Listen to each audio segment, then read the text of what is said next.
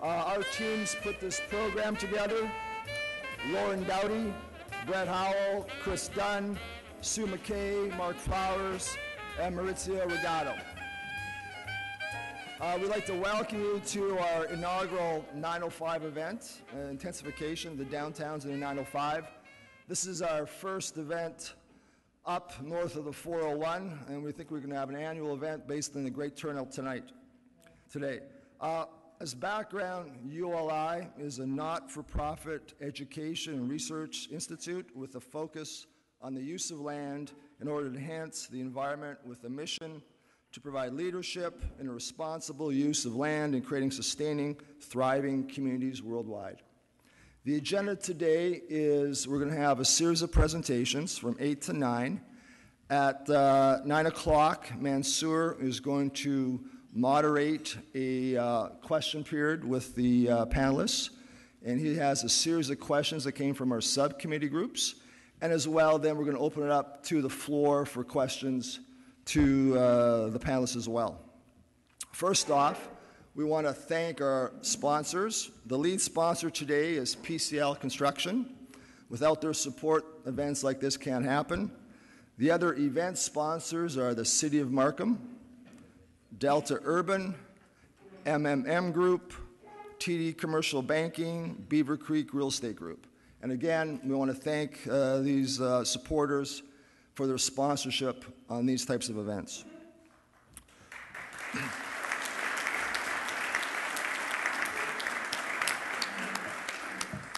As an overview, I'm just going to frame kind of the perspective that we're looking at here. The Places to Grow legislation that everyone's familiar with has a green belt around the GTA. And that was there to limit sprawl and as well mandate intensification. Our event focusing on the downtowns in the 905, and our planners and lawyers in our group tell me that it's called urban growth centers. There's some very intense targets. In 2031, I guess the target in terms of jobs and residents is 200 per hectare. That kind of density is similar to what's now in the North York Center. So in the locations like Markham and Vaughan, that's a big change. So what we've done today is have the structure of our program in the sequence of the three cities. First is going to be Mississauga, and we felt Mississauga's furthest along with the intensification and density. Markham's going to come up next, and that's well in progress, and they've been doing a lot of work from the downtown Markham plan. And then we see Vaughan is in the planning stages. So we want to show it sequentially from the most mature to the municipality that's just in the planning process. One of the key things at ULI that we think has been very successful is showing lessons learned for both the public and private sector. In our subcommittee meetings, we've had excellent discussions about the highways and the width of right-of-ways, so on and so forth, that Mississauga has experienced, and we see the same thing on Highway 7 and other municipalities. So the presentations are going to be structured as well. We're going to do each of the municipalities, and we're going to have the vision first from the planning director. We thought that was a good macro view from each of the cities, and then we're going to have the developer tell us kind of the real story about execution. And one of the signature projects in that municipality is going to be described by the developer. So we see some of the theory and some of the reality of the intensification. And then we're going to go through, again, one by one with the three cities. The other thing that ULI has done over the last year or so is we've had some very successful events. And then what we've had a week or two later is a walking tour. As an example, we had the Unlocking Employment Lands event 6 months or so ago, and we had a walking tour of Liberty Village. And it was shown to us what's happening on the ground in terms of where the residential, where the retail, where the office is. Then we sat down with a group of 30 people and had a beer and had a further discussion. So we found that's been very useful. And what we've done in terms of this program is on October 11th, I think it is, Alex, we have a walking tour starting in the city of Mississauga in the civic space, guided tour about the pros and cons, the challenges, and the successes, and ending up at the absolute community. And we find that's an extra dimension to this type of program so you can see some of the theory, hear the comments, have a chance to process the information, and then a week or two later, you can walk and see the projects itself with the experts. So I'd encourage you to look at that on the ULI website, and it's only open to 35 people, and it's been very successful. So to start off, we're going to go with Team Mississauga. And I'm going to introduce the two gentlemen, and then they're going to come up and give us the overview. First up will be Ed Sajecki, who's the Commissioner of Planning at the City of Mississauga, Canada's 6th largest city. Prior to that, Ed was the Assistant Deputy Minister with the Ministry of Municipal Affairs and Housing. He served as Commissioner of Planning, Economic and Development for several cities in the GTA. Ed is a civil engineer and a planner, which is a unique combination. And he's a member of the board of directors from the Canadian Urban Institute, the Urban Land Institute, the Toronto District Council Governance, and past president of the Association of Ontario Land Economics. With him will be the developer that has done the Absolute project in Mississauga, Sam Crignano, founding partner and president of Cityzen Development Group. Sam has 28 years experience in real estate development with an emphasis on large-scale mixed-use projects. Sam was instrumental in bringing to market such successes as the Madison Center, Signatures on Bloor, Monaco, 1121, Hemingway, 88 on Broadway, The Essence, London on the Esplanade, Pier 27, the L Tower, and of course, the Absolute Community. So please welcome Ed Sajecki.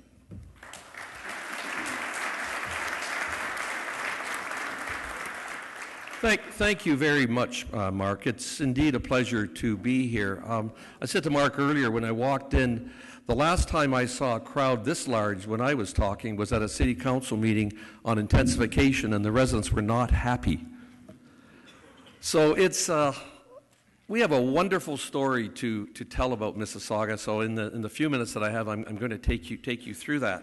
I'm going to talk about where we are today, where we hope to be in the future, and then leave you with a couple of takeaways that we think are important in terms of next steps in Mississauga, and that they may be also helpful to the other two centers. One of the things that I like to be able to do as a planner is look into the future. And in putting together this presentation, my staff were able to find this amazing new app. And we Googled the Washington Post 10 years into the future. So this is, well, 2021, which is our 2021 plan. And look at that. Mississauga, Vaughan, and Markham have won Urban Land Institute prizes. The prizes are for the Americas, for the best downtowns. So that's the headline we hope to see and what we aspire to. And as you know, ULI's headquarters are in Washington, D.C., in Georgetown. There's a couple of other little tidbits there that I won't dwell on, other than one. I don't know if you can read it at the back, but the Canadian Prime Minister, Hazel McCallion, was also in Washington that same day, attending a state dinner at the White House. Now, I'm not someone who has a death wish, so I did check with Mayor Hazel beforehand, said, can I put that up? And she said, well, yeah, I think that's a good idea. And I did remind her, I said, you know, you've said this is your last term as mayor, but you haven't said you're leaving politics. And she got a gleam in her eye. She said, that's right. And so she loved this. And then she said, no, this is a joke. But she did say to me, she said, you know, there is a provincial election in 2014. That's our mayor. If we could go to the next slide, I just want to take you through just a very quick glimpse of the amazing things that are happening in Mississauga. I guess I have the next slide. Here we go. We are going through a huge transformation in terms of how we can reinvent suburbia. I mean, I think some people have used the term now, we shouldn't be calling ourselves a suburb. We're not quite a full city yet, but we are very much a hubbub. We're a huge center of activity. You can see the imagery. Mississauga has a skyline. In fact, it's quite a dynamic skyline now. We are also looking at projects which are huge in nature. We have one there which is working through construction now, which will add about 12,000 people into our downtown. We have another one which will add another about 12,000 people. We already have a downtown. We have about 35,000 people living in the downtown area. Just to give you a perspective on that, Vancouver has about 55,000 people in the downtown. We anticipate that we will be moving toward about 70,000 people, so that's more than are currently living in downtown Vancouver. Our challenges, however, are how do we create the walkable, urban, pedestrian-oriented city that most of our residents are saying they would like to see. So we have looked at the overall context of what's needed in terms of the tools required in Mississauga, transit being one of them. We have a Downtown 21 plan, and many people in the room here today actually have been working on that. Marilyn Ball likes to say that we're going to write the book on how to reinvent suburbia, and very specifically downtown. The next steps that we're focusing on are very much infrastructure. You can see from the slide that we're showing 5 light rail transit stations in the downtown area. That's all part of working with Metrolinx now on a line that would run from the southern end of the city, our waterfront, all the way along here, Ontario, through our downtown and up into downtown Brampton. That's about a $1.3 billion project. Our focus now is so much on getting a grid pattern of streets in our downtown area, which would allow for a much more walkable downtown, getting the rapid transit built in the downtown, and very especially, as part of our city building efforts, ensuring that we nail it with the public realm. We are spending a lot of time on that now. Also looking at the kind of mix of uses that are important in a downtown. Over the last year, Sheridan College has opened phase 1. They've got a couple of thousand students in our downtown as part of that phase. Phase 2, they're working on now, and that will be opening in a couple of years. So we've gone from basically a standing start, if you will, to just moving and catapulting forward in terms of introducing a mix of uses in our downtown. I'm going to end, and I know because we're going to hear from Sam Crignano on some of the amazing things that are happening in terms of architecture in the downtown. I'm just going to end with the next slide, which is really all about getting what we refer to getting the bones right. If you don't get that tight grid pattern of streets, if you don't get transit right, if you don't get the public realm right, and also within that, obviously, all the other infrastructure, utilities, etc., then we will have failed in our mission. But we've not failed, because I saw the headline of the Washington Post, and we got an award. Thank you very much for your attention.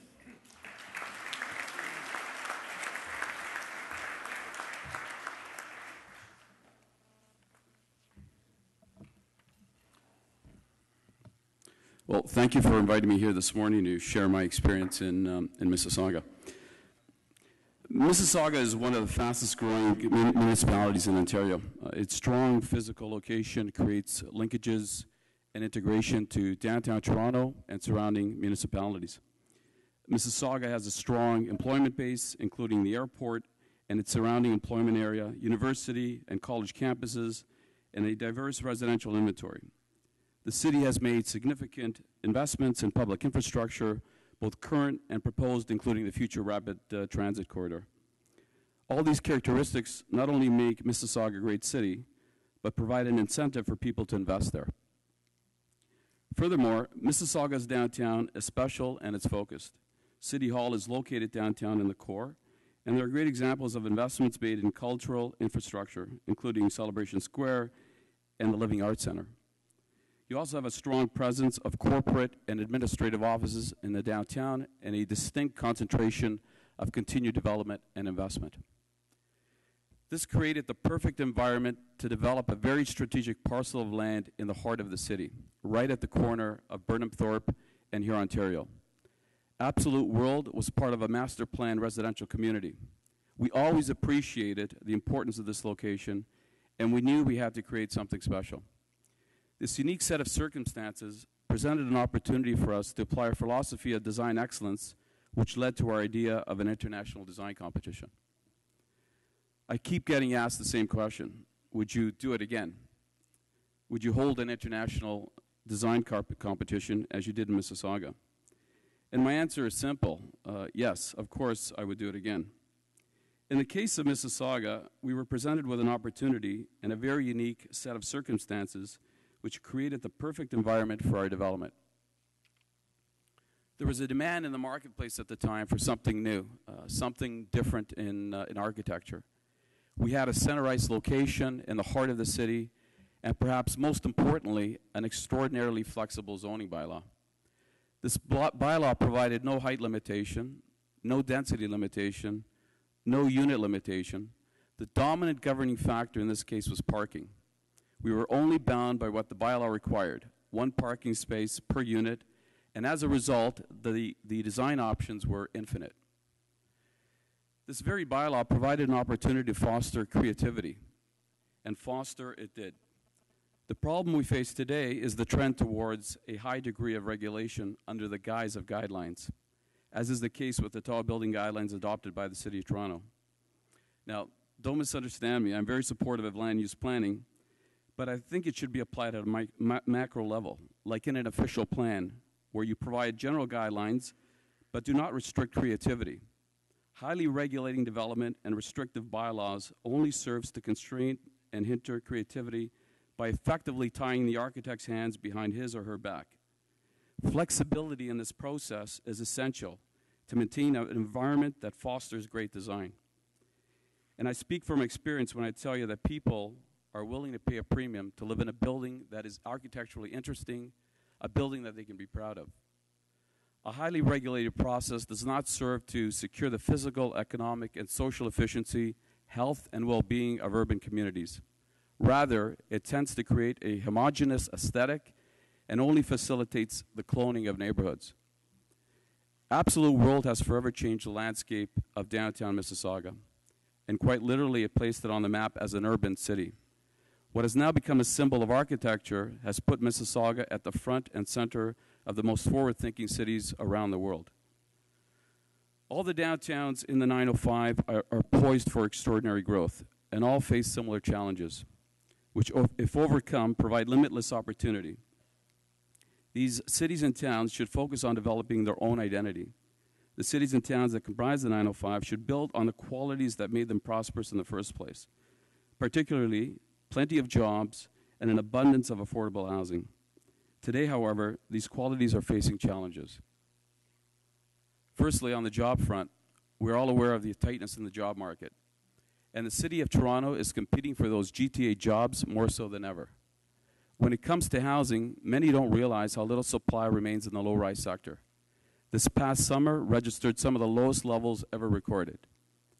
This all fares well for higher density development, but there looms a dark cloud.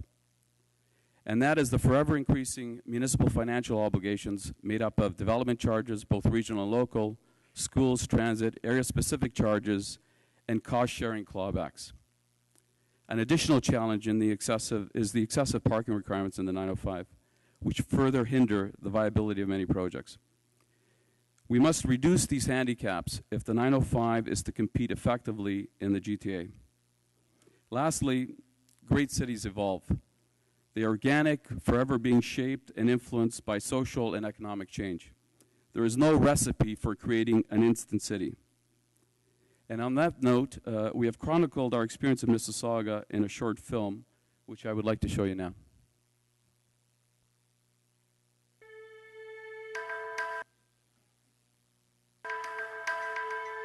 So all the design came from imagination of human beings. So the building looked like organic life. We are attracted as human beings by great design. People are proud to live in a building that makes an architectural statement. An architect is an artist. I think people enjoy the work of artists. It's pretty obvious that people are into design. Good design not only sells, but it sells at a premium in the marketplace. Well, we always knew that this parcel of land at the corner of Burnhamthorpe and 10 was an important intersection for the city. The location is center ice within Mississauga. The developers had wanted to do something very special. We felt that the highest and best use would be a residential building. And so one day I happened to be golfing with Ed Sajecki. I said, Ed, what about an international design competition? And we were very excited when they said they were giving consideration to going to an international design competition. My staff fully embraced this idea. I was excited about it. The staff was excited about it when we heard what Fernbrook and Cityzen were going to do with an international contest. It was an idea that took on a life of its own. None of us could have anticipated the response that it would receive, not only from the city of Mississauga, but globally. Something new in architecture. In Mississauga. Il condominio dovrebbe diventare il simbolo. 通过这幅图想象一下我们今天请到的。 I like the Absolute for a couple of reasons. First of all, I like the way they did it. The fact that there was a competition. I've never heard of such a thing. No one believed that a private sector company would ever do that, expose themselves in such a fashion. Not only did it bring this cross-section of designs from all over the world, it brought attention to the project on a global scale. And it wasn't long before we received well in excess of 600 registrations. And from there, we received 92 submissions. We never expected to have such a result. We were overwhelmed. And then it was left up to the jury to decide who the finalists were. There was ultimately 6 that were shortlisted. We kept the finalists under wraps up until the time of the presentation to the public, and we had a ceremony at BCE Place. The finalists were then presented to the public. That same exhibit was basically taken on a bit of a road show. And the public was asked to comment on what their favorites were. When I attended the presentation, they were very unique, very different, and I wondered which one would be chosen. I remember one day we got an email, but when I opened, I saw congratulations.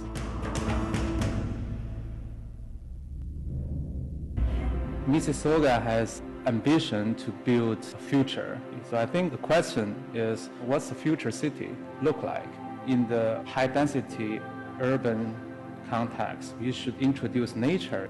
So I was quite sure our tower shouldn't be another memorial or symbol for the strength or power. We should introduce this beautiful curve, the softness. I think it is trying to connect with nature and to be at one with nature, the ebb and flow of life. I like the way it changes as you move around it. The view is slightly different. So the building looked like organic life. When this one was chosen, I wondered, can it be built? From the very beginning, there was a lot of doubt in the community as to whether or not this would ever get built. I was extremely confident with our partners at Cityzen and our construction crew at Dominus, and the consultants that we hired were number one. But it was also important to have a local architect, and so we ended up pairing Yang Tsong Ma with a local firm. Transfer into the lobby. It was my task to kind of bring it into the real world and to figure out, in conjunction with the structural engineer, how we're going to make it stand up.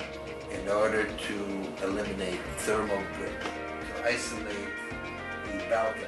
I wanted us to be true to the original design, and I made that very clear to the design team from the very start. Consultants are an integral part of any project, but on this one in particular, because it was such a complicated building, there were daily meetings.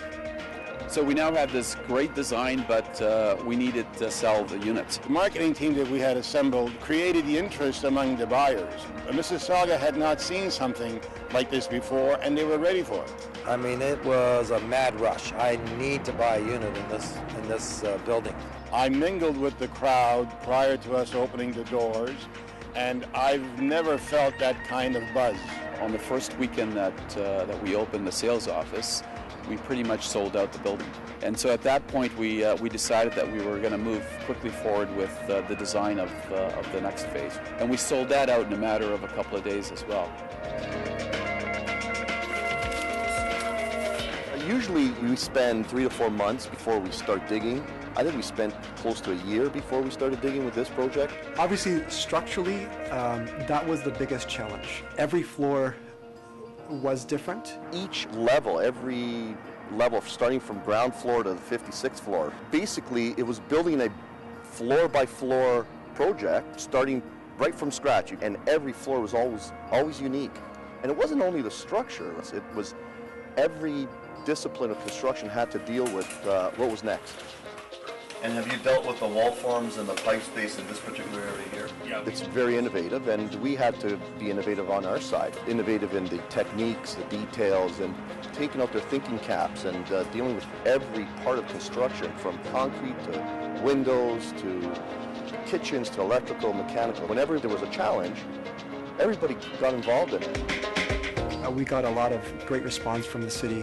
There was a lot of toing and froing between my staff and the consultants and engineers. With permits, construction details, engineering, they're also part of the team. In hindsight, without that involvement and without that interest, again, projects like this won't happen. Everyone worked together to make the building happen. It very much is true to the architectural intent that Yan Song Ma had when he first made his submission. Many people thought we would fail, but here it is. In your career, you only get, I think, probably only one time in your lifetime that you're going to build something like this, and it was something that we wanted to all do.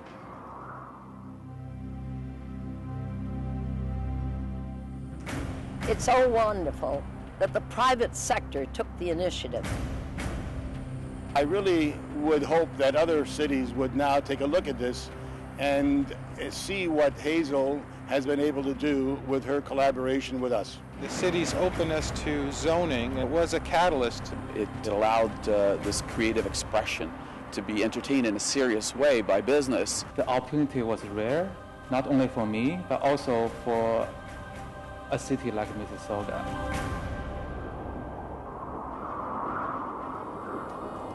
Modern architecture goes, one of the finest buildings in the world. I mean, and it's being acknowledged that way. These buildings are helping to shape that image for Canada. The absolute is the most striking condo design that I've seen in my time at the Star. Mississauga now has a skyline and it's punctuated by these spectacular buildings. And I think that shapes the image that we have abroad. Everybody in our team is so proud of this program. The outcome is worth every sleepless night.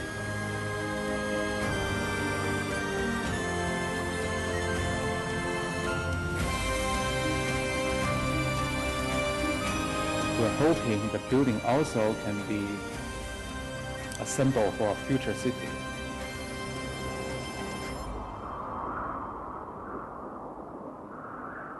Thank you.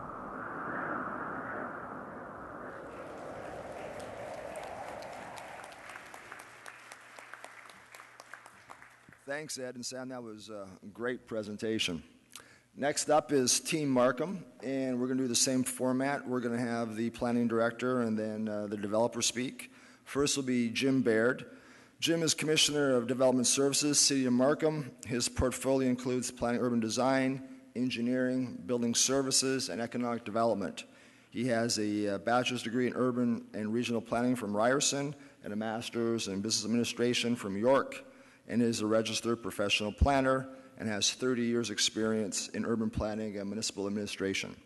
Randy Peddigrew is Senior Vice President from the Remington Group. Prior to joining Remington, Randy was a municipal planner for 7 years, so he knows both sides of the fence. During his career in private sector, Randy's been employed by both Remington Group and Mattamy Homes. Downtown Markham, once completed, will contain 7,000 residential units, 2 million square feet of retail space, and 3.5 million square feet of office space. So I'll introduce Jim Baird.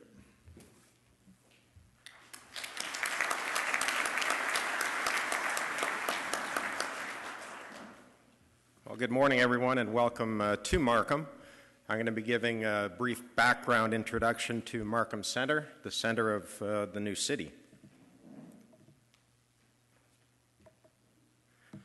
Markham actually made it easy for the province to recognize Markham Centre as an urban growth centre because we've actually been planning for the new downtown since 1991. The secondary plan was adopted by Council in 94 and approved by the OMB in 97. The total site area is approximately 1,000 acres, of which some 700 acres are developable.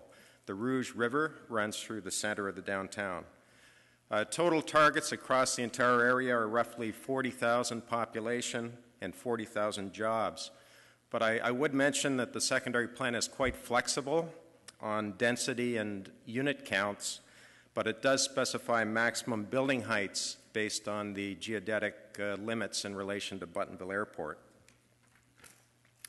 There is a requirement for comprehensive precinct plans or block plans prior to any development approvals. The basic land use objective is to create a complete and integrated mixed-use community at a high density and intensity of uses to comprise a true city center. Markham Council in 2010 endorsed a new growth strategy to the year 2031, which is very much focused on intensification at key transit nodes and corridors. Markham Centre is one of two identified urban growth centers in Markham, the other being Langstaff Gateway. We're also promoting intensification throughout the municipality along transit corridors and other key development areas such as Cornell Centre. Development partnerships are critical to the implementation of Markham Centre. There has been a significant amount of development activity since the year 2000. There are currently some 3,500 residential units occupied and another 2,500 under construction. The area also enjoys major institutional, recreational, and office developments. We have developed strong partnerships not only with Remington but with a number of other major development groups. We have an integrated staff team devoted to applications in the city centre. We also created something called the Markham Centre Advisory Committee, which has been a very useful group. It's made up of ratepayer representatives, public agencies. It has landowner representatives on it. And each and every development application goes through this advisory committee prior to coming to City Council for approval. We've established a whole series of guiding principles that are used by the advisory committee to review the applications. And along with the staff recommendation report, there is kind of a report card that comes through the advisory committee to council, verifying that in the opinion of this group, each development application can be recommended for approval and meets the criteria. For planning purposes, we've divided this large area of Markham Centre into a number of individual precincts. There have been precinct plans approved for each of these areas, and there is development occurring in each of the precincts. The largest, of course, is the Remington downtown Markham. It's about 250 acres. You're going to be hearing more detail about this particular precinct, which is at the heart of the downtown, in a moment from Randy. This is my closing slide, and I do want to emphasize that Markham Centre is happening, and it is a very good example of a successful urban growth centre in a 905 context, but it's not without its challenges. And some of the key current challenges are listed here. The retail core and destination entertainment uses have been slow to advance, although you'll hear in a moment from Randy about some of the big developments that are currently in the ground. We've yet to receive provincial approval for TIF financing for municipal parking structures. Transportation capacity and phasing issues remain a concern. We're having to phase the release of development based on available capacity. Metrolink's transit funding is lagging. There is a planned mobility hub at the Unionville GO station. There's a lot of interagency issues and no current funding for Metrolinks. The developers group agreement, and especially provisions relating to parkland, have been a concern to some developers. Each application is required to enter into the group agreement. There are emerging public concerns with increases in height and density. The trend on the part of the development industry is to seek more height and density in Markham Centre. And finally, the arena will be a major catalyst, and partnership arrangements are close, but have yet to be finalized by council. There should be some decisions coming before the end of the year. So those are my opening comments from kind of a policy context on Markham Centre. You'll now hear more about the downtown plan. Thank you.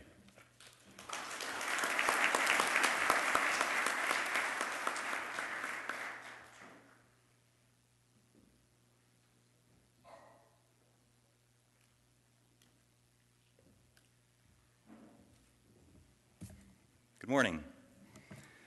Nice to see everybody here so bright and early. Thank you, Jim. Jim's given a great overview of the private side or the public side and what goes on from a policy perspective. I want to talk about how you really build a downtown. There's a number of things that you have to start with. I mean, it's like a bit of a recipe, but bear with me and you'll see what happens with a recipe. First thing you got to do is start with a vision. That vision has to be created by both the public and the private side. It has to be set with goals that are achievable and goals that are somewhat ambitious. Then you have to sell the vision. You've got to sell the vision to the public and you got to sell it to the developer. Believe me, when the first plan came forward back in 1990, downtown Markham, held by Remington, people thought Remington was crazy. We had an opportunity back then to say, you know what, we don't want to do this. We want to do low density development. We want to do a typical suburban subdivision. The vision was sold. It was sold to our principals. It was sold to our group. We went forward. A plan was developed. Great. The plan was developed back in the 90s. Here's an image of that plan. What do you do with a plan like that? You do it again. We redid the plan. This is circa 2000. After you do that plan, you do another one. This plan was the plan that we actually started building on. It's an interesting plan. It's very intense. It's very dense. It seemingly is very urban. But when you look closely at this plan, there's some glaring, now in hindsight, some glaring issues with the plan. The plan is color-coded. The blue represents employment. The yellow represents retail. The brown represents residential. So a seemingly intense urban downtown is actually, when you break it down, a very traditional plan. The employment area ends up being a business park. The commercial area is separated from the residential. The residential is there, but it's not integrated. We went forward with it. Everybody understood that this was still an ambitious plan for a 905 area. Based on that plan, we started construction. So far, we've built over 1,500 units of housing. We've started a retail building, our first real retail building, which is a mixed-use building because it has retail, it has cinema, it has restaurants, and it has office. It's 300,000 square feet, and it includes a 2,400-seat cinema. We've already constructed 430,000 square feet of office. We're now designing our first real mixed-use building that incorporates 4 different aspects. It has office, it has a hotel, it has condominium, and it has retail. The first major Viva station has been constructed. People always ask us, what are we doing? Like, we get compared to being a power center. We keep trying to explain we're not a power center, we're building a downtown. To help us along that way, we've created a number of images to keep everybody focused on what we're doing. This is an urban environment. It's supposed to be vibrant, cosmopolitan, and the buildings are supposed to be dynamic. Here are some images of the buildings that we've built today, and it's interesting to look at these buildings because they are high-rise, but they're not that high. They're slab buildings, which aren't going to be constructed anymore in downtown Markham. Now we're going to point towers. Things change. Vision stays the same, but how you implement it changes. What happens next? Well, when you look at a plan, you look at a master plan, you have to be flexible. I know it's been mentioned a few times, but flexibility is the key. Every day something changes. In this case, what's changed is the mobility hub. The GO station was, Unionville GO station became the focus for a Metrolinx mobility hub. That changed our thinking. That changed everybody's view of the plan. I just want to go back for 1 second and show you this. This plan that we went forward with, again, is a great plan, but there's another issue with this plan. To the far right side of the plan, where you see the green field, is actually the GO line. That's the GO station. Our development was backing onto it. We had no relation to it. We were, quite frankly, not even paying attention to it. That's changed. Now everybody understands the importance of transit. You want intensity, you want density, you want transit. The new plan now is focused on the GO station. It recognizes that not only is transit the way that we have to do this, but it is a huge opportunity for development. The other thing we've done in this new plan is we've mixed the uses. Now we don't want to have a street that's dedicated to an employment use. We want to have a street that has a mix of retail, it has residential, and it has employment buildings, all on the same streetscape. We don't want these streets rolling up and closing down at 6 o'clock on a Friday afternoon. We want them open 24 hours a day. The other thing that's changed is the density. When we first started this plan, we thought we were dense. Now, we're looking at this plan, we're going to be doubling the population. We're going to be doubling the employment opportunities, and we're going to be almost tripling the retail opportunities. To further illustrate the importance of transit, our original plan turned its back on the transit. As a matter of fact, when you look at that original drawing, there was really nothing outside of our borders. We treated them as green areas. They were there, but we weren't paying attention to them. Now what we're doing is we're integrating with the GO line and with everything in Markham Centre proper. This is the new vision of how we're treating the GO line. Instead of backing onto it, we're actually going to bridge over it. We're going to be raising the surface of the land around the GO line, and we're going to be using the land underneath as parking, and our buildings are actually going to sit on top of a podium. The GO line, the Metrolinx 407 Transitway, and the Viva station are all going to meet in one location, and we're going to take advantage of it.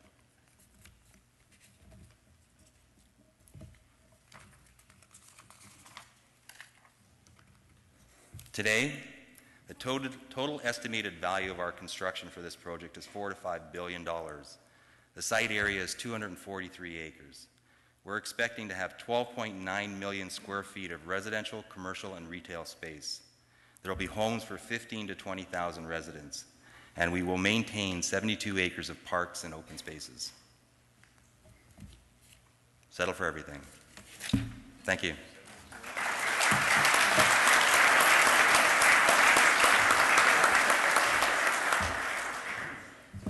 Thanks, Jim and Randy, and I think Randy's comments very candid, and I think were great. That section showing what they're doing with the transit we saw a couple weeks ago was just actually very exciting. So the next group up is Team Vaughan. Leading up will be John MacKenzie, Commissioner of Planning. John's, for 15 years, has led a series of interdisciplinary teams on land development, land use policy, infrastructure projects across Ontario. He's played a major role in preparing and implementing provincial plans such as the Greenbelt Plan, Central Pickering Development Plan, Oak Ridges Moraine Conservation Plan. As well, the developer, which will get into the details of their exciting plans, will be Mauro Pambianchi. He has been with Smart Centres for 10 years and currently holds the position of Chief Development Officer, which is a great title. Never heard that before. That's a great title. In that capacity, Mauro is responsible for the company's development program across the whole country, from land acquisition through zoning, design development, leasing, and construction. Mauro has over 30 years' experience in commercial industrial real estate, including senior roles with Cadillac Fairview, Brookfield. He holds a bachelor degree in architecture from McGill and an MBA from U of T. So please welcome John MacKenzie.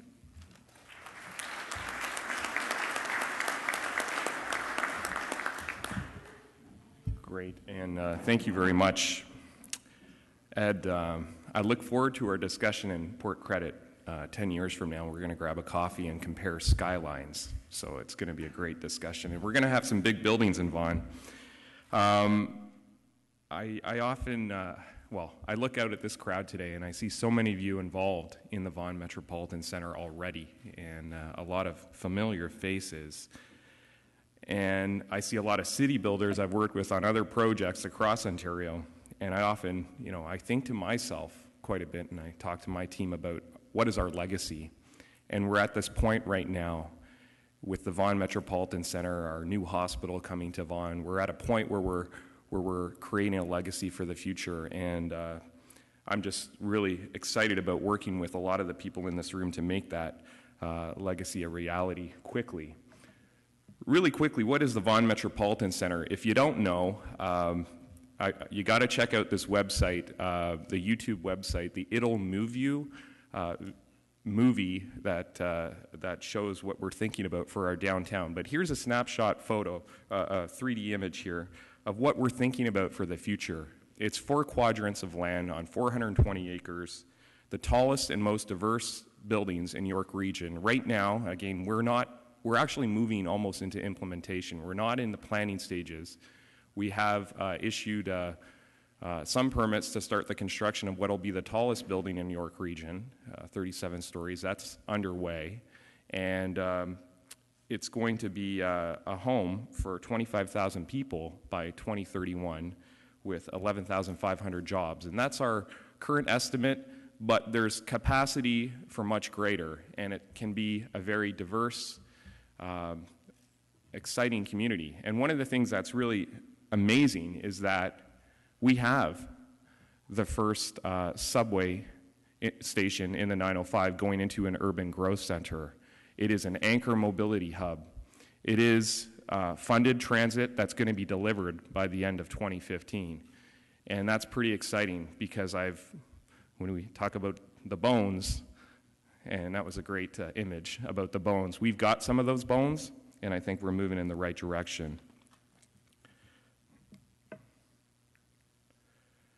What does it look and feel like on the ground? What does the street feel like, and what are these places we're trying to create? Here's some images of what we see as a renewed, revitalized Black Creek. It's currently an afterthought, a ditch at Jane and Highway 7. We're going to make it a special place, and the infrastructure project that will be a great city building opportunity for all of us. In addition, we want to have public art on the streetscapes. We're building some of that into our transit right now, and I think we're going to get there. But it's pretty exciting when we can think about making more vibrant spaces and building this into every project. So how are we going to get there? And I got to tell you, the mayor and members of council are 1,000% behind us on this. The mayor, Maurizio Bevilacqua, has created a Vaughan Metropolitan Center Steering Committee. In addition, at our level, the commissioner's director's level, we have the Vaughan Metropolitan Center Implementation Team that has representatives from the province, MTO, Metrolinx, Municipal Affairs and Housing, representatives from the region, all of the relevant transit agencies, and we meet regularly to advance the project. We also have a development implementation group that's been established in the city to deal with some of these more interesting opportunities, like strata parking under roads, like new provisions for examining Section 37 opportunities, like working on implementing district energy and undergrounding of utilities in some of these areas. These are some of the things that are so critical to building a city, and that's what we're working on right now. We have to do more to do some of those innovative design competitions. That was fantastic. We have to do more on that front. We have to do more on public art. We have a new urban design review panel. Some of you are here today, and thank you. And I see some of you out in the crowd. This urban design review panel is making a huge difference, and we're starting to see that across the city of Vaughan. So really quickly, just wanted to let you know, we plan on having some initial projects underway and under construction for the opening of the subway and the bus rapid transit along Highway 7. And right now, that's a picture of the first building that's under construction, the Expo City Tower right now. And you'll hear more about smart centers and KPMG in the next presentation, so I'm not going to get into that. But really, what I want to say is that we welcome your involvement, engagement in making this downtown a reality quickly. We have our final meeting with a modified plan on October 16th, and a committee of the whole meeting, public hearing, and then we'll be going forward and taking it forward for approval. But Right now, buildings are under construction, and we look forward to working with you on making this a great legacy. Thank you.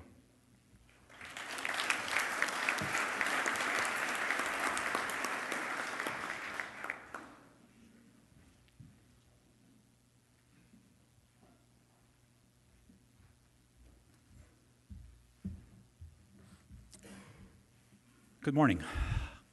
Okay, Vaughan Metropolitan Center. We at Smart Centers, and Randy, I think you were saying something about people sort of perceiving that you're trying to build something else. So,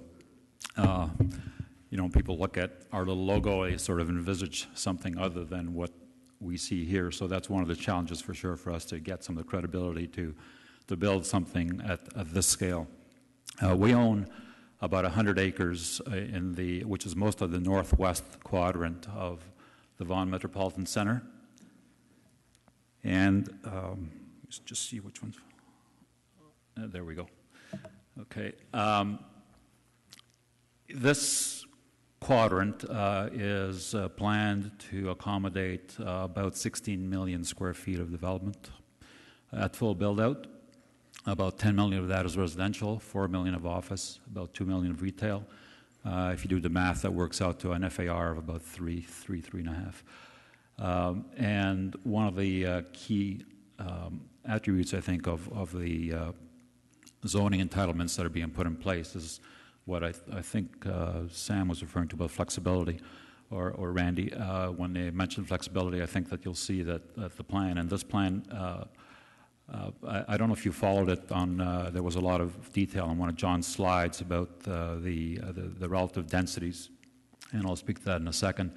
Well, what we did is we retained two, I think, world-class consultants to assist us with this plan, and some of the buildings within it were the product of Diamond Schmidt architects, who I think all of you know very well with a lot of their accomplishments, and landscape architect from Montreal called Claude Cormier, who has done some great stuff on the Montreal waterfront and Sugar Beach downtown and Evergreen Brickworks.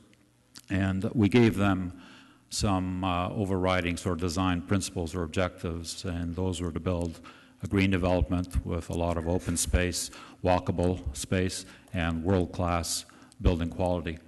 And so the plan that you have before you, which it's fairly sort of monochromatic, not that exciting in itself. I'll get to some pictures in a second, but what it's intended to show is clearly that the entire quadrant is, or development in that quadrant is really focused on the transit, and we have the TTC station right at the bottom right, and a YRT regional bus terminal, and then the Viva line along Highway 7.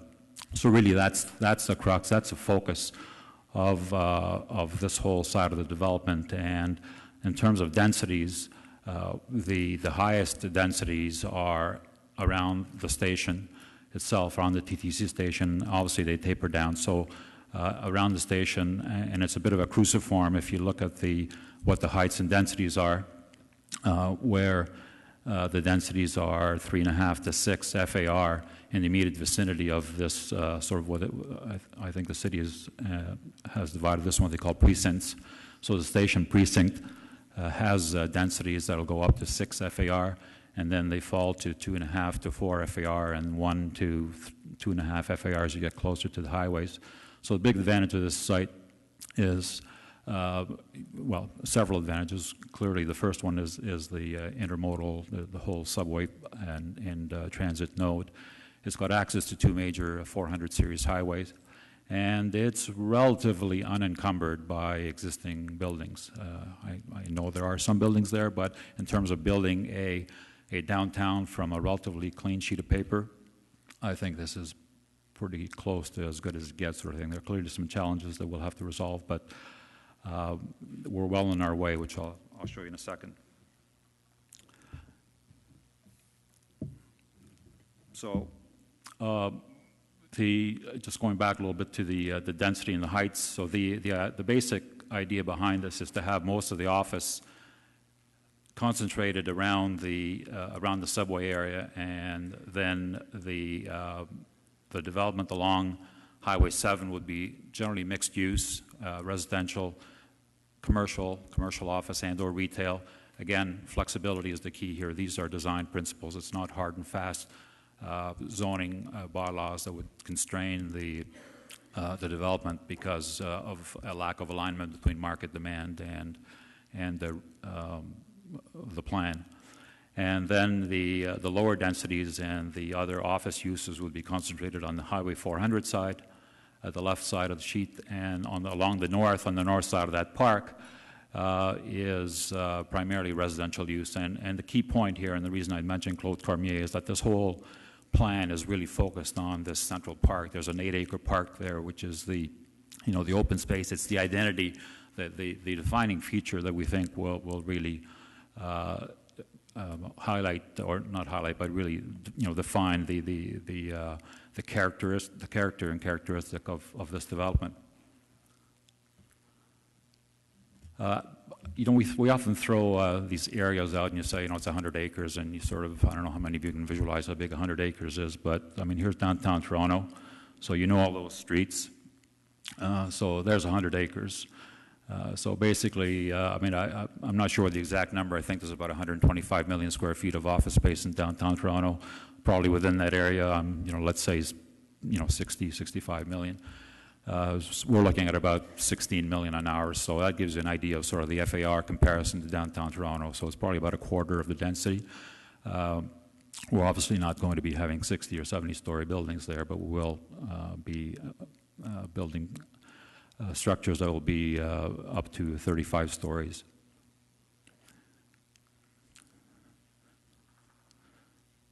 So you saw a couple of these in John's presentation. So these are, one of them is the subway in the upper left-hand corner, and the bottom is the York Regional Transit subway station, bus terminal. And then the Viva along Highway 7 is at the bottom right, and the Viva line at this point would actually have an underground connection from the platform in the middle of Highway 7 down into the subway, and the YRT terminal would also have an underground connection directly to the TTC.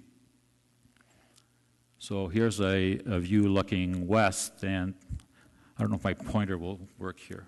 Let's see if I can do this. No, I guess it doesn't carry that far. Sorry. All right, so in the foreground, let me see if this works. There we go. Sorry, these look good on my BlackBerry last night, though, so I wasn't sure what I was going to see this morning. So there's a TTC station. Highway 7, obviously, is where all the shadows are on the left-hand side. And there's the YRT bus terminal connected by underground, as I said, and then the Viva line along Highway 7. And the building that is, I can't point to it, but sort of right in the middle of the slide, you'll see there's a little bit of a public square there and an office building. That's the KPMG office building that John referred to. And it is currently scheduled to be under construction in the spring, so we should be in the ground with it in May for completion in time with the subway opening in what we hope is December 2015, although I understand there may be a slight delay there. Is this still working? Okay, sorry, wasn't hearing myself for a second. So the idea with the KPMG is that it basically sits on a public square that connects the TTC station to the YRT. So it ties into the public square, and you go underground, and all three. So the first phase is fully integrated, and I think that's a huge component of what we're doing. Is going back to the clean sheet of paper. You're able to really just to master plan everything and really sort of integrate it, not having to adapt to a lot of existing conditions. So a couple of other quick slides. Here's a slide looking west of the KPMG building, as you can see, is right in the middle of the picture at the end. So very much sort of focused on the central axis of the park. And the public square will be just on the other side of that. Here's a view closer up the KPMG building, public square in the foreground. Subway would be just to the left, YRT bus terminal just to the right. Whoop, I guess that was my last slide. So, I mean, very quickly, in terms of development challenges for, for this kind of project, a lot of them are, the standard development charges, development challenges. Boy, that was a Freudian slip. You like that? Yeah. Okay, I promised myself I wouldn't say development charges. It came out. So clearly, the challenges are the normal challenges in terms of the cost of development and the leasing risk, et cetera, et cetera. Land costs are very high. Building costs are very high. These office demand is, I think, was slow here, but I can tell you that since the subway has been announced, we've had a lot of interest. I mean, clearly, here's a building that is coming out of the ground, right after the announcement, so to speak. We've done a number of responded to a number of RFPs, some of which are still in place. So I'm hoping that we will be able to announce more.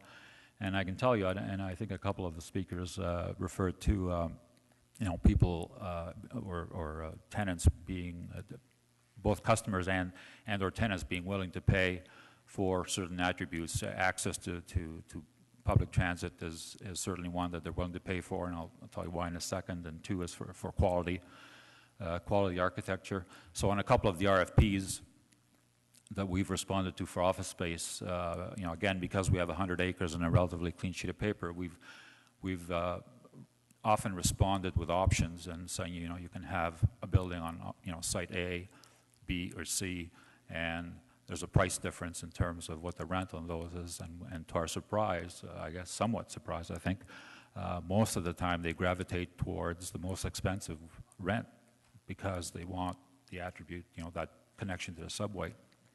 So that I found a little bit surprising, very interesting. And I'm just going to make one last point, which I think is just, bear with me for a second. When you lose your train of thought in the middle of a presentation? Here we go. Well, whatever my last point was, doesn't matter anymore. So the key thing, I mean, if I had to sum it up in just sort of one overriding impetus for what's happening here, it's really, I think it's the subway. So rain or shine, doesn't matter what the weather is, doesn't matter what the traffic is, you can get on the subway and be at Union Station in 38 minutes. And that, I think, is what really sort of captured everyone's interest. And we're excited about what's happening here because we're seeing a ton of interest, and it really is, it's moving from a vision that a number of people had to reality. And come the spring, I think we'll all be able to go out there for the groundbreaking ceremony at the KPMG. So thank you very much for your attention.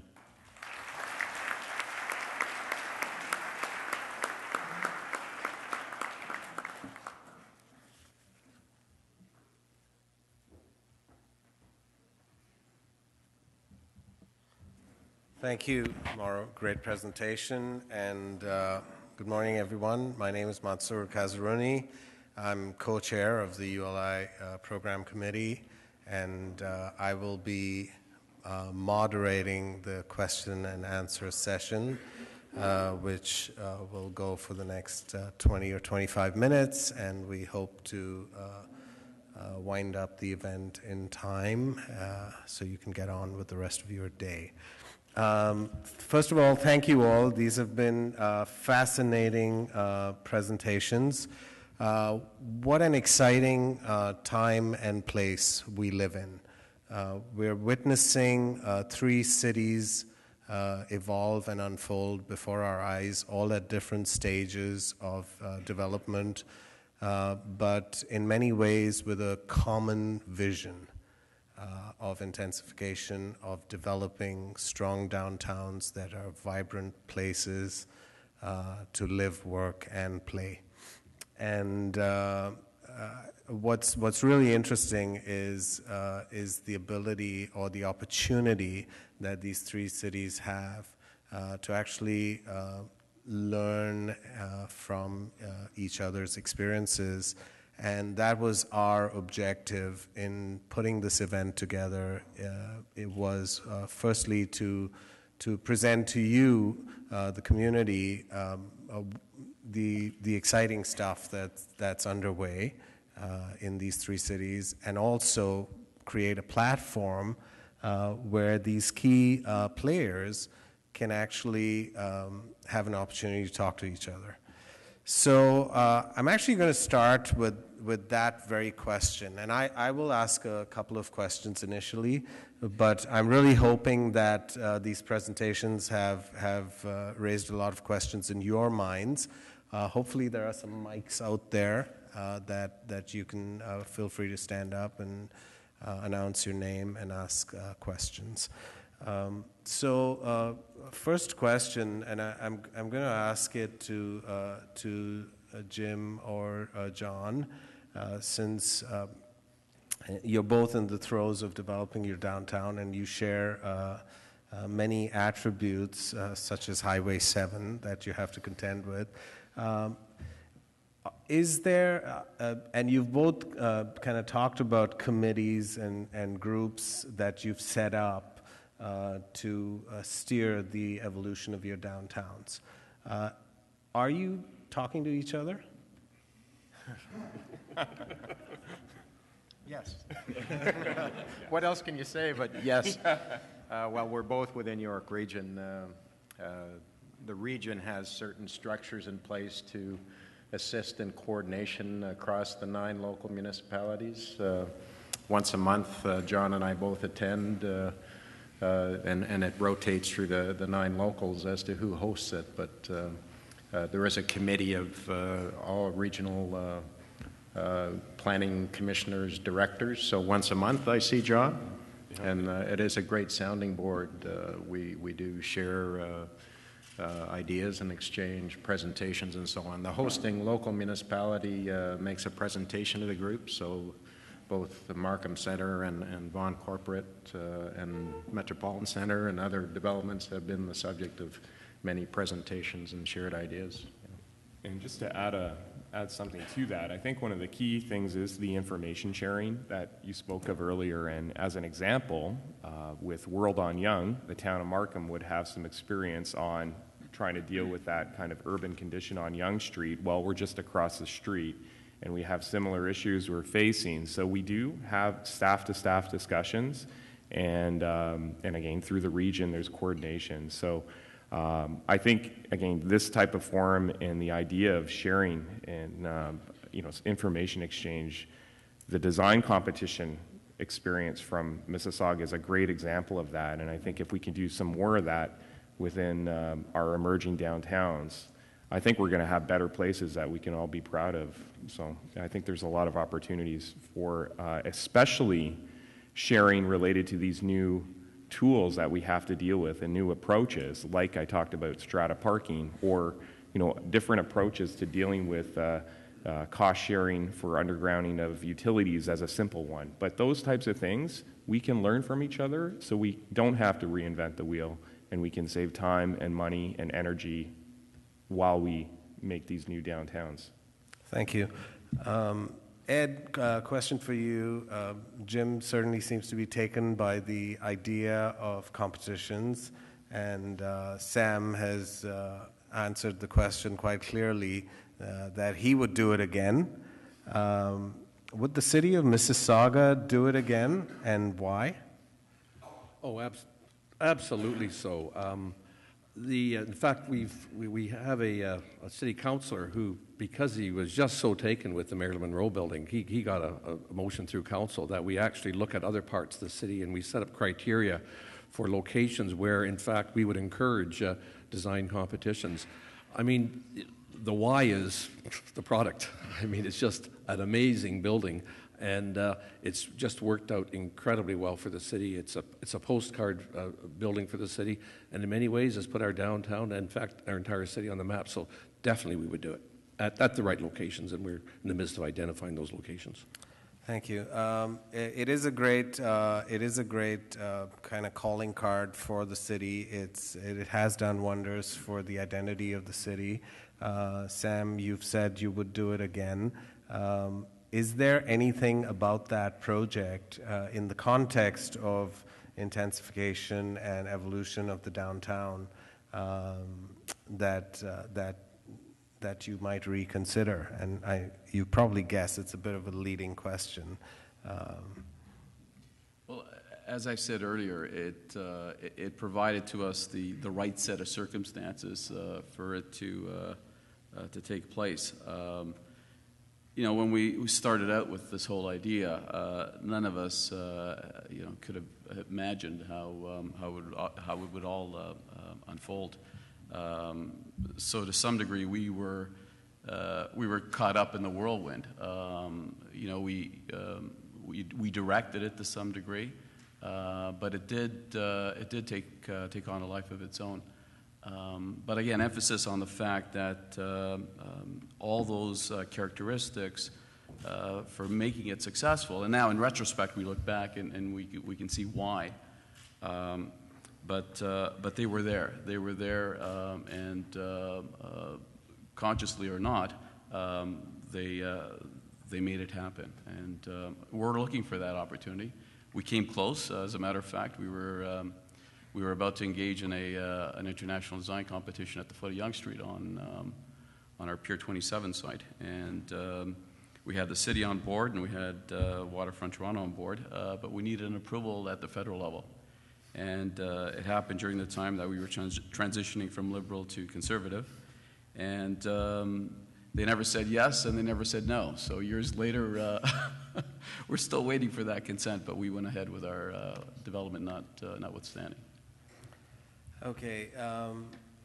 Randy, question for you. You talked about flexibility and you showed us various iterations of your plan and how it evolved. And it's actually very interesting that you found a way to integrate transit into your plan and make it very much a part of the plan. What, as you were very candidly critical about in your plan, was this the lack of integration in use. And the question is, in the spirit of flexibility, is there an ability still to introduce integration into your plan in terms of use? Great question. Flexibility is the key. I mean, we all say flexibility and everybody seems to understand what it is, but flexibility is not just from the policy framework. Flexibility is also from the ownership group. I mean, the biggest concern that we always have internally when we talk about our site is that we don't want to get locked into ideas. We don't want to close our minds to getting input from all sorts of people. I mean, our consultants have been great. Without our consultants, this plan would not be where it is today, because we listen to our consultants. They have experience all over the world. The flexibility is really key. I mean, every day we learn something new. Every building we do, we sit back after we finish it and we look at it and we go, you know what, how can we do something different? How can we improve on it? Is it maintaining the goal? Can we enhance the goal? Every site that we do, I mean, yeah, it's great to have a master plan, but the master plan has really got to be looked at as a guide. It's something that implements the objectives and goals that day. There's game changers, everything changes, the market changes, preferences change, transit changes. You got to be able to respond, and you got to respond appropriately. Keep your goals and objectives in mind, but don't get locked into a plan. Thank you.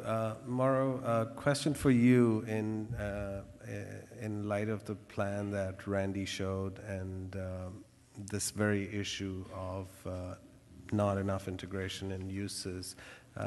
how do you propose to achieve that, or do you propose to achieve that in your plan in terms of, you talked about 3 significant uses: residential, commercial, office, and retail. So what are the plans to integrate those uses, or are we going to see a version of what Remington presented? Well, that's a good question that could be. I think that getting to where we are, I think, was really a function of a great cooperation between obviously the ownership group, the city, the region, TTC, and YRT, and I think that's really enabled this plan to come together in a relatively short period of time. And this is not in any way a poke at Randy, but he showed those 3 plans that were 10 years apart. Well, we have a bunch of plans like that too, except they were 2 months apart, and so this whole process was very very accelerated, and I think a lot of that is a function of the cooperation, and everyone had an interest in making this work, and I think that some of these buildings are moving almost ahead of zoning, right? So like some of those sites are not fully zoned yet, but we're in the process of doing that because everyone wants that to happen. So I think the integration is working because some of the zoning entitlements that are being put in place actually reflect some real market conditions and developments. So such as the office building, which is you have a tenant, you're going ahead with it, and so you're already looking at a situation where you have residential and office in close proximity to transit. Yeah, absolutely. Well, first of all, I guess I didn't say some of these things in my presentation, but the KPMG building has retail at grade. In fact, there'll be 2 levels of retail. I mentioned some of the, and I hope the tenants don't take offense if I use this word, encumbrances. I mean, we have some existing tenants that are there that need to be moved somehow, and I think that we have sort of a built-in opportunity, that we have some uses that are already there. We have some office demand that's materialized because of the subway. We have a lot of residential demand. We haven't started any residential yet, but immediately on the east side of Jane, I think you know that there's a development there, and they've sold out the first tower already, and they're pre-selling their second tower. So I think the uses are coming together, and it'll be incumbent upon us to shape the architectural aspects of it to make it, the kind of, as I said, walkable, pedestrian-friendly kind of environment, which. That's, in fact, just occurred to me that was the point I was going to make before. That's the biggest challenge in what we're doing, and it's a bit of a catch-22 where, I'll give you an example of a tenant on a no-name basis who came to us who wanted a very large building, and I asked, how many square feet and how many employees does that represent, and so it worked out to 4.5 employees per 1,000 square feet. I said, great. We're looking at a site near the subway, and I said, how important is the subway to you? It's very important. And then I said, okay, so how many parking spaces do you need? 4.5 per 1,000. What's wrong with this picture, right? So that's one of the challenges that I think we need to face, or we do face, rather, need to sort of overcome, how to transition from that suburban mentality to a true urban core. Yes, the transition from suburban to urban is significant, and on that note, I would dare say that probably Mississauga has, in many ways, the greatest challenge, because Markham and Vaughan are almost building these large parcels from the ground up, whereas Mississauga is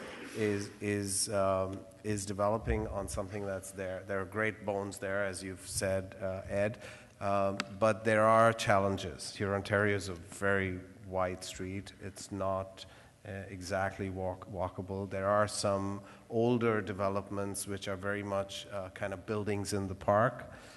So what initiatives are afoot to make it a walkable downtown, to kind of integrate that pedestrian realm? Tons. When I started working in Mississauga, I drove around the downtown. That's how I looked at the downtown, in my car. When I would go for lunch, and I'd go to restaurants which are 2 blocks away, I would drive. The planning commissioner driving from my underground parking garage to a surface parking lot next to a restaurant, that's nuts. I don't do that as much anymore. I really do hope that people here are able to come out for our, get this, walking tour of downtown Mississauga, which is next, I think, the 11th, if I've got the date right? The 12th of October. Yeah. You can now actually walk around the downtown, and we gauge the success of our downtown by the number of people we see walking around. And we're actually measuring that, and we report to council on it. With the opening of Celebration Square, it's been a game changer, because we have a lot of people who are just thirsting for that pedestrian walkability. And it's happening. We're emphasizing, I guess you're asking the how, I mean, we're emphasizing the public realm hugely. We're introducing squares and parks which connect to each other in a system. You're asking about here, Ontario specifically. I mean, that is the sleeping giant in terms of development all along the Huron-Ontario light rail line from the city centre down toward the waterfront. David McComb is in the room today. He's got a huge project, which, by the way, you're the architect on, at the QEW. Maybe it's a set-up question, I'm not sure. No, it wasn't. It wasn't. At the QEW and here in Ontario. There's another person in the room today, Mauricio Regato. After this, Marilyn Ball, Director of Development Design, and are touring one of the projects they've done elsewhere, because they want to get it right in terms of the pedestrian realm. But the bottom line answer to your question is we have a study underway that is looking at how we integrate the land use with the light rail line along here, Ontario. It's part of the environmental assessment work we're doing and the detailed design work for our light rail transit line. And by the way, the first stage of work that was done on that won an award at the Canadian Institute of Planners Award for the work about the public realm and what we're doing. So we're looking at it, and we're watching the number of people walking. It's happening. Thank you, Ed. I'm going to throw it open for just a couple of questions, if there are any. That we could go on all morning, but we want to be cognizant of time. Yes.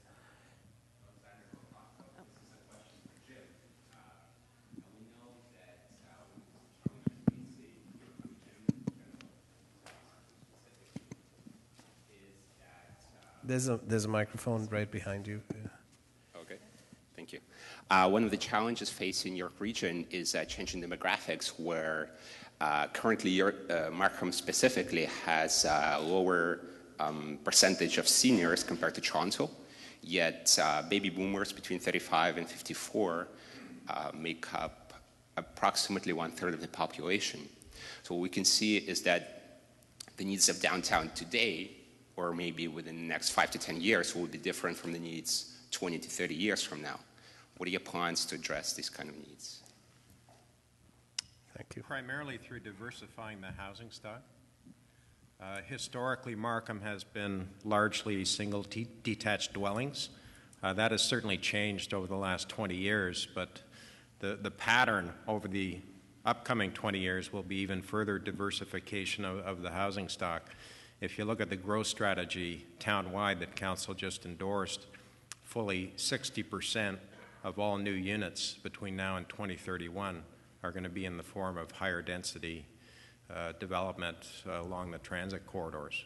So we're certainly shifting from more of a suburban pattern of development to a much more urbanized mixed-use pattern. Thank you, Jim. Any other questions?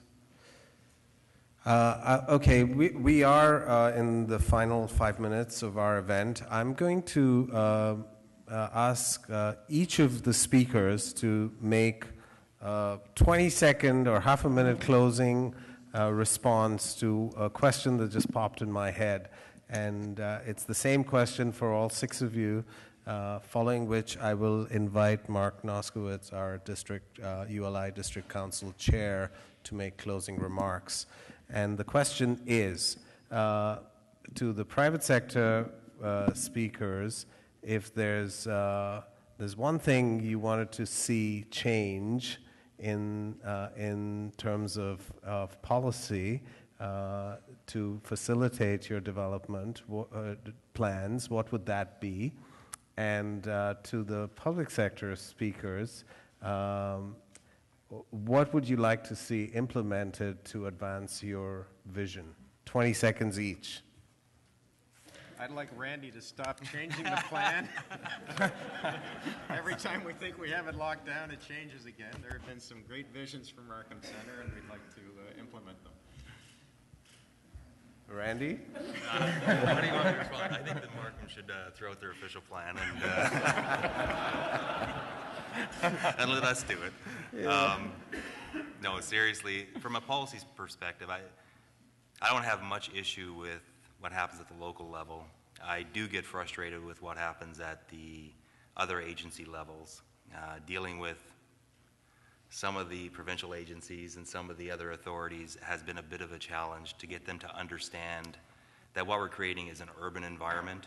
It's not a green field with residential towers. It's an actual downtown, and the policies have to be flexible enough to respond to that.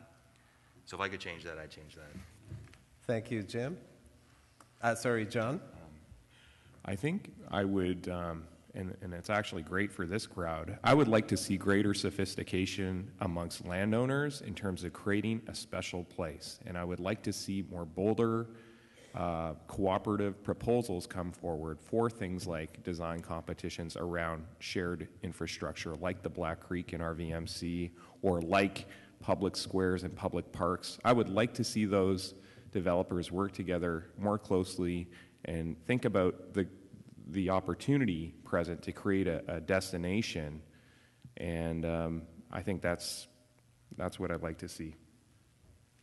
Mauro, was it development challenges? Yeah, I may have inadvertently answered that before, didn't I? So, no, listen. We've had a great cooperation model. I mean, there's no question that this type of development is very, very expensive to undertake, and I think we do need to address the question of how to aid that in order to attract the tenants and the residents that we need. Is how do we aid that by either dealing with the upfront cost or conversely the ongoing operating cost, some kind of incentive program, because I personally am not convinced that the incremental cost of operating costs to the city of operating something at a high density like this, I think that there's room there to